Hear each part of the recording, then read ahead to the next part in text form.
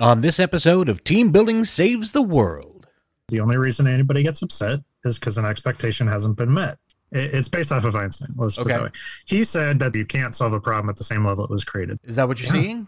That's what I'm seeing. Okay. Is a lot of people are like, I mean, they're just like, None of us have experienced this before. Right. Let me ask a question. Do you like being wrong? Does anybody like being wrong? Right. No, nobody likes being wrong.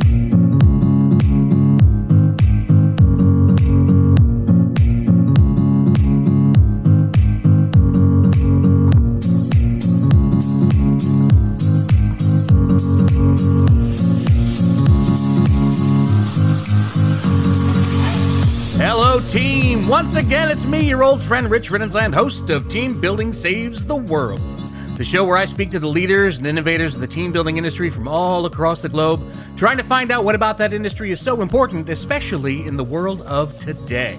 And today, we are daring to face our expectations with the writer of What to Expect When Having Expectations, Mr. Ben Winter. But first, I need to share some love with my supporters at Team Bonding. If your team is ready to experience teamwork through the power of play, then visit teambonding.com to learn more. Now, team, please join me in welcoming a writer, improv artist, event host, and the co-founder of Success Improv, Ben Winter. Ben, that is a small group of people I keep trapped under my desk just for these occasions. How are you today, sir? I'm fantastic. Good.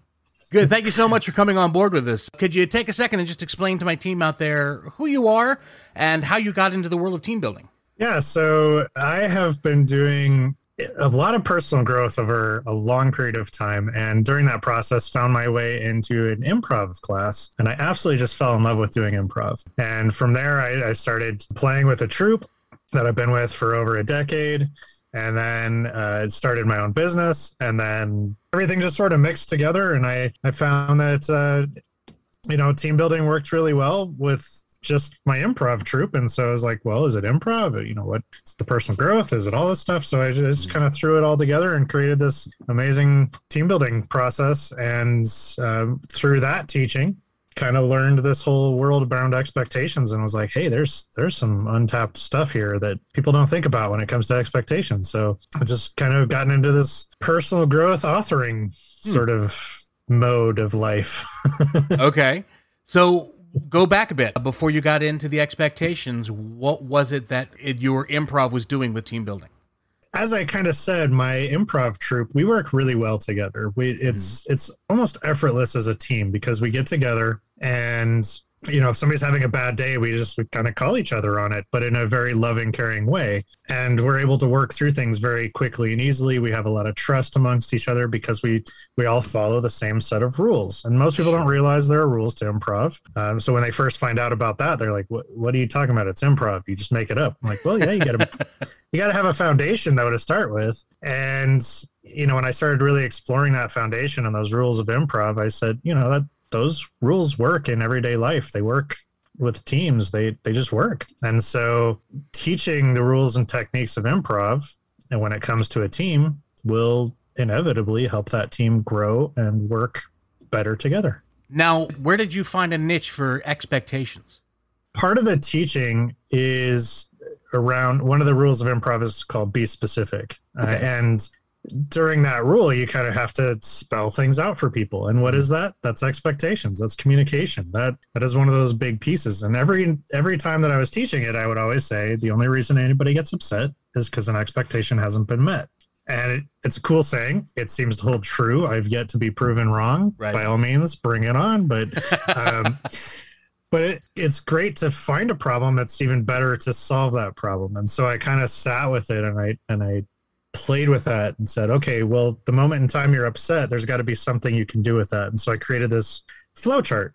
I'm like, you're upset and the end goal is peace. Like, let's fill in the middle there. And so I started asking these questions of like, did you even know you had the expectation? Which most of the times we don't. And just kind of kept going from there. And after the flow chart was finished, I was like, there's a lot more depth to this. And I kind of feel like I need to write a book to fill in the blanks of people like, Why haven't you shared that expectation? There's a lot of fear around sharing expectations sometimes because we don't know how the other person's going to react. And, is it even a reasonable expectation to have in the first place?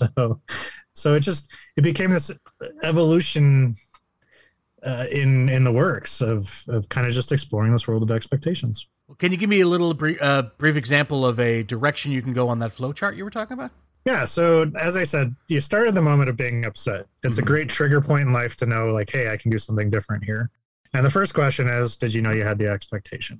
So if you didn't know you had it, first of all, there's no reason to be upset because nobody can meet that expectation, not even yourself, if you didn't even know you had it. So you can kind of take a step back and explore that newfound expectation. Say, where did it come from? Why do I have it? Is it something I learned from my parents? Is it something I learned from society? Where is it coming from? And is it something I truly want in life? And right there, you can just kind of make a decision like, no, that sounds a lot like my mom. And I didn't like it when she said it back then. So I don't want it now. Like how many people say, I don't want to be like my parents. And then they grow up and say, that just sounded like my mom. So, that's where it comes from. We learn it from our parents. We learn it from our past. And that's kind of the first thing to do. If you did know you had the expectation, you can kind of continue on and let's see. Did you know you had it? Yes. Have you shared that expectation? A lot of times we don't share the expectation with other people. And if we don't share it, then how can they meet us? How can they, fulfill that expectation? How do we even know they bought into your own expectation if you haven't shared it with them? And it builds from there because if you've shared it and it's reasonable and you've had a conversation about it and you've negotiated and you're both in agreement, it's first of all, you're very unlikely to be upset at that point. And if there's, still an agreement and it still goes unfulfilled and you're still upset, well, there probably was another expectation and you got to start back at the beginning. So you have this great idea, this thought process of not only dealing with expectations, but realizing you even had them in the first place. How do you decide you want to take this to the marketplace? The book, the concept? Yeah. Oh, so a lot of my background has been in personal growth, and this is just a different way of looking at personal growth, and it works in every aspect of life: business, relationships, family, like everything. We all have expectations around everything. So it's definitely one of those pieces of good personal growth that once you have a grasp on it, you have a new tool in your toolbox that can help you get through something that is uncomfortable sometimes. It's interesting because every time we've been discussing a lot, especially about work-life balance, employee wellness over the past few episodes of the podcast. And everybody is coming at me with this tool in your toolbox analogy. So that's great. Yet one more tool for the toolbox, apparently. Exactly. Yeah. So what are some methodologies that you have for actually dealing with expectations? Well, mine is based off of Einstein. Let's put it that way. He said that the only way to solve a problem is a different level than it was created, or you can't solve a problem at the same level it was created, something along those lines. And one interpretation of that is that you can't solve an emotional problem emotionally. So, some people, when they have an emotional issue, they have to go work out. They have to do some mental exercise. They have to go meditate, which would be kind of on the spiritual side of things. Right. Whatever works for them, it's not, I'm going to have some emotional breakdown to solve this emotional problem, because that doesn't work. It just makes it worse. Yeah. And so what I've done is I've created a mental process for an emotional problem. And it's just one thing that might be the difference for one or two people out there that haven't found what works for them. One of the things that I always look at is Tony Robbins. He's very well known in the personal growth area. Right. And some people absolutely love him and they worship the ground he walks on, and other people can't stand him. And, they just have these two schools of thought. And then, there's other people out there that are doing personal growth, and there's new people entering the arena all the time. And you connect with one or the other, and none of them are saying anything different than the other person. They're just delivering it in a different way, using different words, but it's all the same concepts. When you really break it down, it's all the same stuff. Okay. And so I've not created anything new. I'm just doing it in a different way. And the one thing I like about that is, if you don't like Tony Robbins, go find somebody else. But as long as you're growing as a person, as long as you're putting these tools in your toolbox, as you will, then you're going to be a happier person at the end of the day. And if that's not what we're all striving for, I I don't know what the point is. Well, there are people out there who aren't striving for it. They don't even realize that it's something they can strive for. I've seen the videos. Yeah. An expectation that they've never had might be one of those, I need to do personal growth. I need to actually, broaden my own horizons. Which has a choice in the matter. Exactly. But we have, especially in the world of today, I'm not even talking about business anymore. What we're all seeing is so much emotional arguing. This isn't a logical choice that I'm making. This is a point of my emotional belief. And if you are against it, then you are forever against me. Is there anything you could recommend to people who are facing that kind of, I want to say, blockage to their own personal experiences, to help them move forward? Yeah, well, that's my next book. Great, let's get a sneak peek. No, yeah, it's a topic that it hurts my brain when I explore this topic, because the best way I can put it is it's all about perspective. If you want to be right about something, you will find the perspective to be right about it. Sure. If you want to, let's just take something as stupid as being a flat Earth advocate. Okay. Do you think the Earth is flat? I hope, Rich, you don't think the Earth is flat, because then I'm offending you completely, but that's okay right now. We're fine so far. Okay. So in the world today, there are people who think the Earth is flat. Mm-hmm. And they have videos and social media and all these things to prove that they're right about their perspective. Right. Even though some of the proof is not proof in any way, shape, or form. Like somebody put a level on the ground and see it's level. I'm like, wow. But how is that an expectation, Ben? How is the expectation that I should be believed? Yes. The expectation really comes to, this is the perspective I grew up with, so I expect other people to have the same view.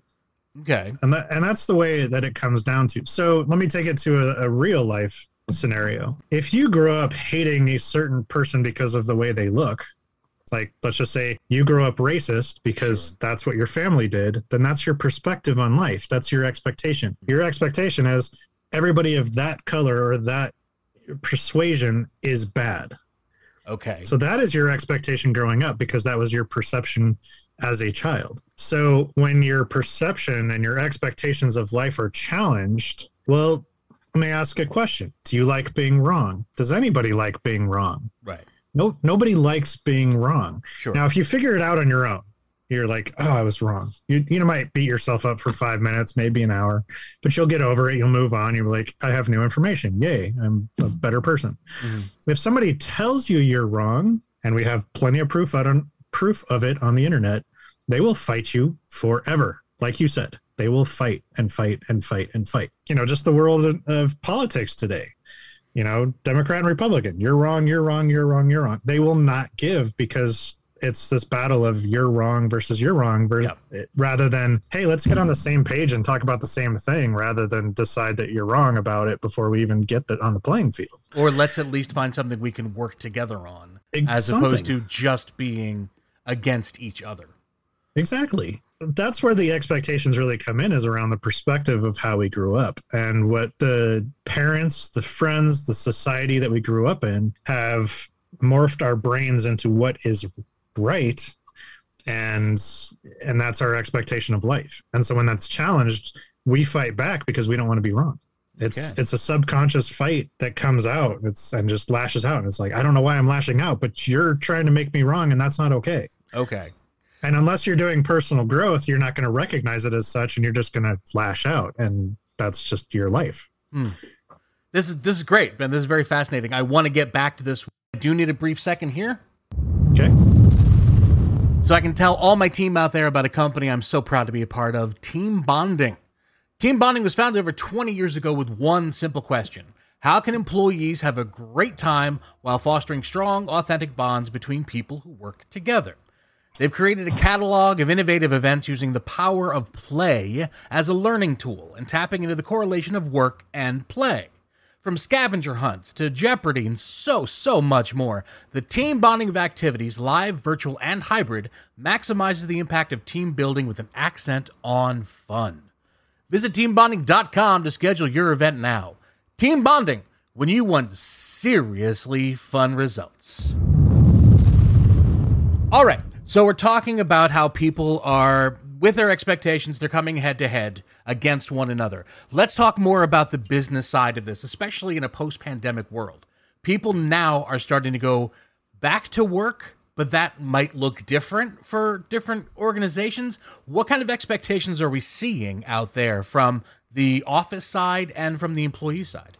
I think from the employee side, let's start there, is employees are easily, especially introverts, are easily going and saying, I work really well from home. Did you not see the results that I created? Sure. This past year from working at home? And being an introvert, I'm very happy to be at home by myself. Whereas extroverts are like, hell yeah, let's get back into the office. I miss people. I miss the conversations. Like, can we just all work in the lunchroom together and not like go to our own offices or cubicles? Okay. And so you're going to have this weird dynamic of people wanting to be able to choose where they work because they've had proof that it works. Right. Now, there are some industries where absolutely things have suffered because the lunchtime banter sometimes will solve problems that people didn't even realize they had. Okay. It's like that whole brainstorming thing where it just kind of comes together, and it's harder to do when you're by yourself and you're not in a Zoom meeting and so on. It's not impossible. It's just more difficult. Now, bosses, they have their preconceived ideas of how business is supposed to work, and along the lines of being wrong or right, they've been challenged over the last year.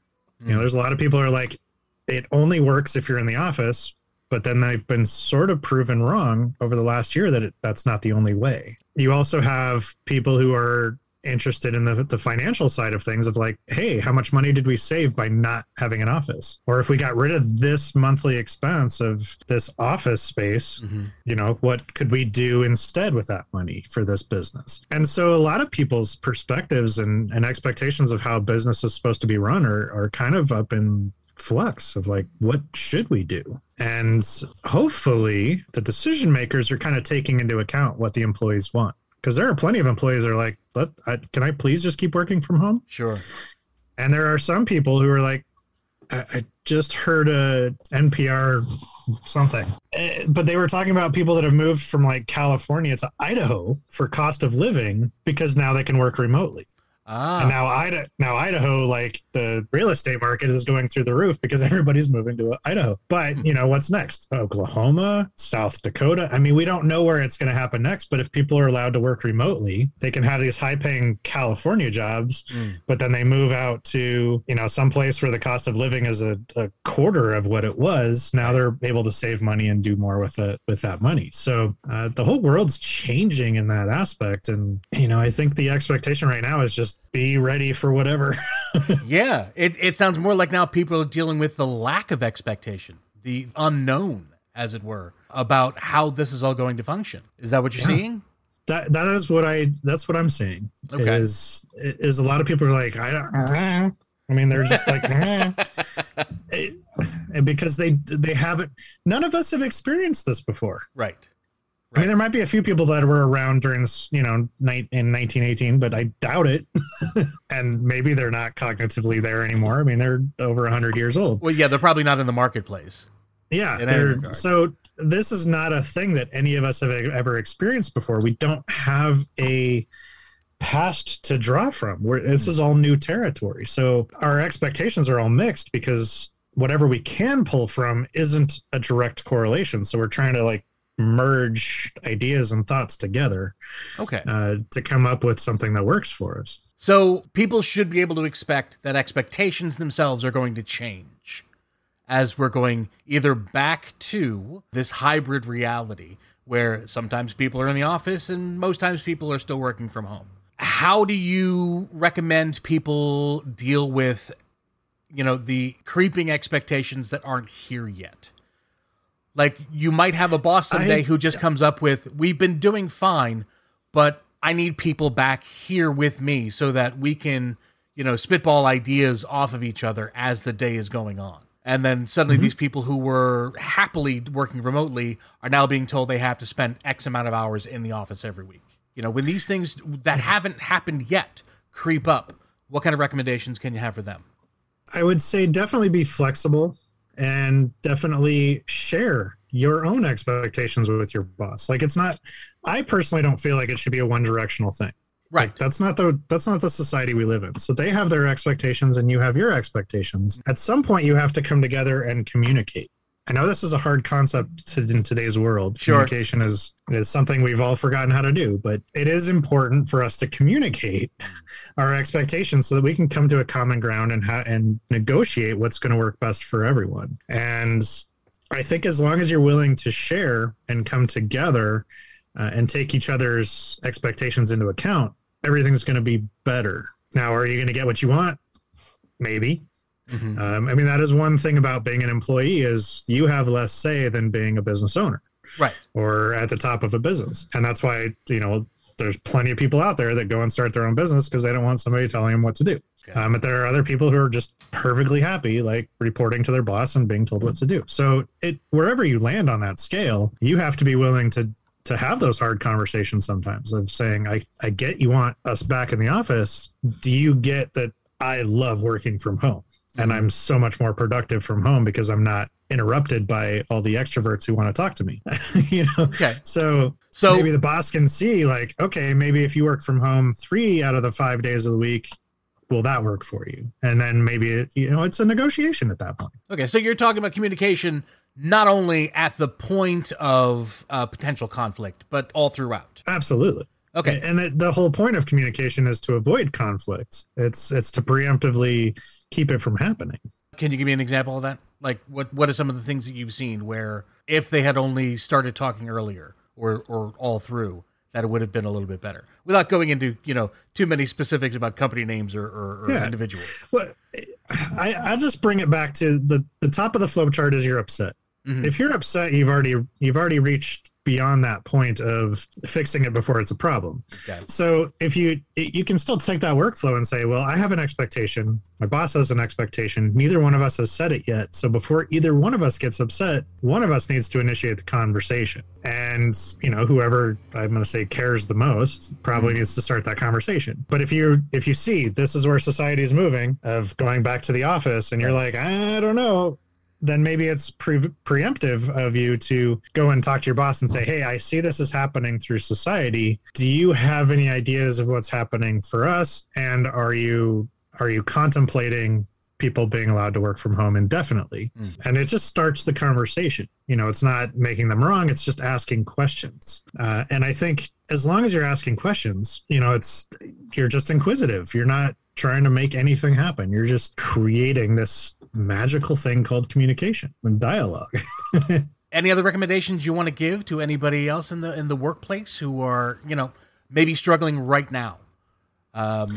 Even before that it's even come up for them, the boss might not have even said yet, it's time to come back, it's time to come in. Or the other side of it, the outgoing person who loves being, the center of attention in an office space, for that person who can't really go to the office now and live in that social world. My big advice for everyone, both employees and employers, is be willing to have those hard conversations of sharing expectations. I once had a corporate job and I went to my boss and I said, hey, I know we do yearly salary increases, usually around 2 or 3%, whatever it is. I've been in this job for quite a while. I'm in a senior role, not getting paid the senior wage, etc. Let's talk about an extra raise.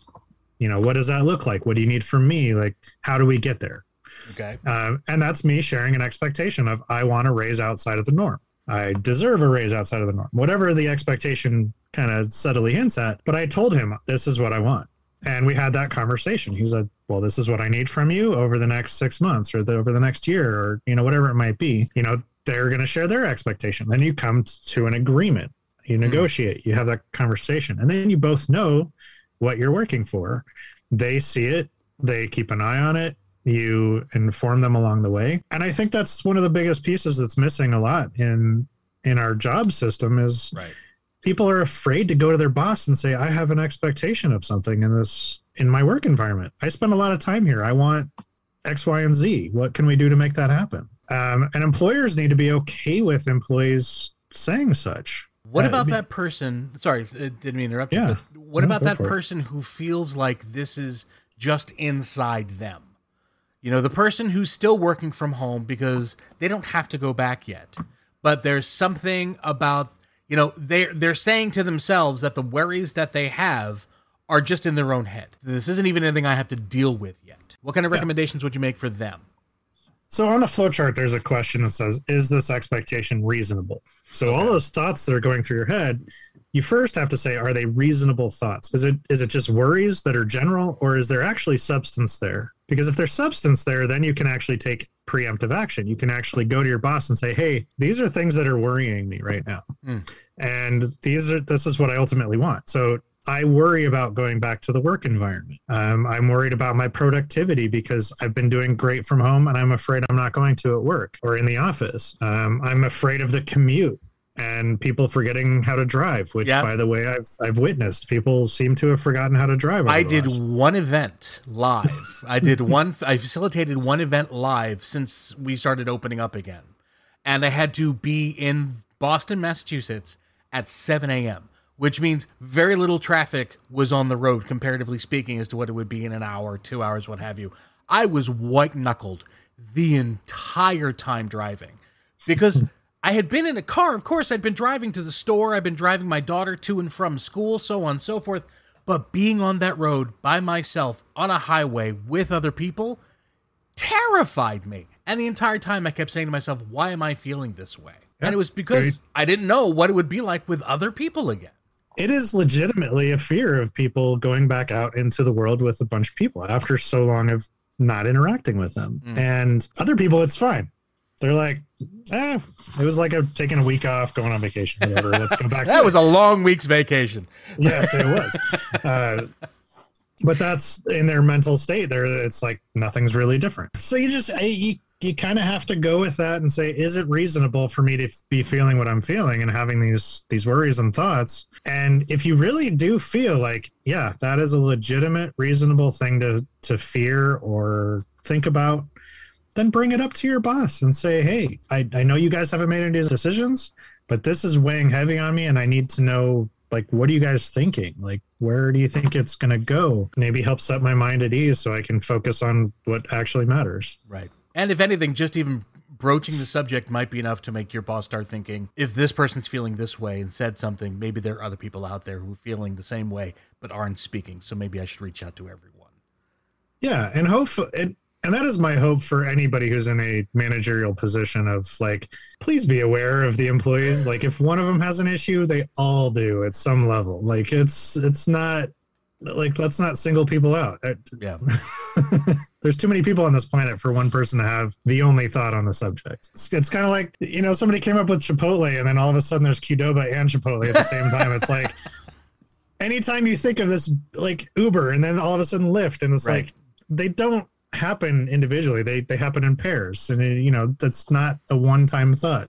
So Ben, thank you so much for coming on board. This has been a fantastic conversation. I've really enjoyed it. I know for a fact, because of the research I did on you, that people can not only buy your book, but they can also download your flowchart. Can you tell them where they can go to find that?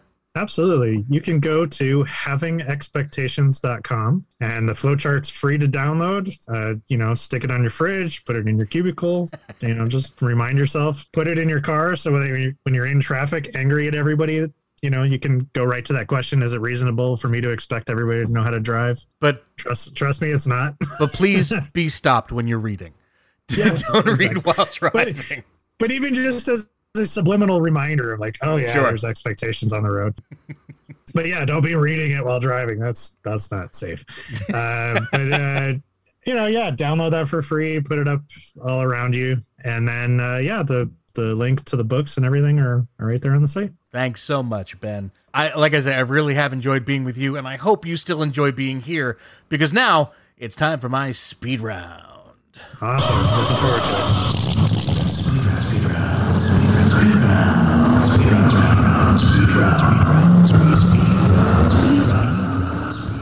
I enjoy all the cheese. I really, really do. All right, Ben, just to remind you, I know I told you about it before, but I want to let you know this is a 60-second question and answer. I'm going to ask questions. You're going to answer as fast as you can. Just silly nonsense questions. Basically, the way I came up with all this is because whoever comes into a team building event has the expectation that this is torture. So for them, I give facilitators and team building people like us a little taste of that torture myself. Perfect. So once the music starts, I'll start asking questions. If you are feeling competitive at all, the number to beat from earlier this season was 13. Okay. So let's see if we can get you there. What's your name? Ben. What's your favorite movie? Shawshank Redemption. Do you have any kids? 1. Which of your friends are you the most proud of? Bill. What's your favorite ice cream? Mint chocolate chip. Would you rather live for a week in the past or the future? Future. What's your favorite childhood memory? Getting a puppy. If you could eat any one food for the rest of your life and nothing else, what would it be? Pizza. Nice. If you could be a cartoon character, which one would you like to be? Phineas and Ferb. That's 2, but okay. Phineas. If you could actually live in a television home, which one would you choose? Oh, goodness. Simpsons. Favorite childhood book? Bears, Bears. Are you a leader or a follower? Leader. Ben. 12. Oh, 12. The house one messed me up. That was so good though. The house one messed me up. That's okay. You did great. Well done. Thanks again, ladies and gentlemen. Please, my team, give it up for Ben Winter. Ben, thanks one more time for coming on board. I had a great conversation with you. I hope you enjoyed yourself. I did indeed. Thank you. And thank you, my team, once again. That's going to be it. We're wrapping up another episode of Team Building Saves the World. If you are new to this podcast or a longtime friend, please remember to share this with all of your friends and colleagues. We've got some really important conversations going on this season. We want to make sure everybody gets a chance to hear them. Plus, you can find out all about us on all the social medias at Team Bond Podcast. Please go ahead and look for us there. We're also on YouTube, where we put snippets of these interviews up. Leave us a like, leave us a comment. If your comment is nice enough, I will actually share it online, or rather on a future episode. And if it's not nice enough, I might still share it on a future episode. But watch it like. Hey, thank you one more time, everybody. You can find us not only on social medias, but of course at teambonding.com/podcast for this and all past episodes and all future episodes, depending upon when you hear us. That's going to be it for me, my team. Once again, please never forget, if you are within the sound of my voice, you are now forever on my team, and I'm always going to be on yours. Have a great day, team, and I'll see you next time.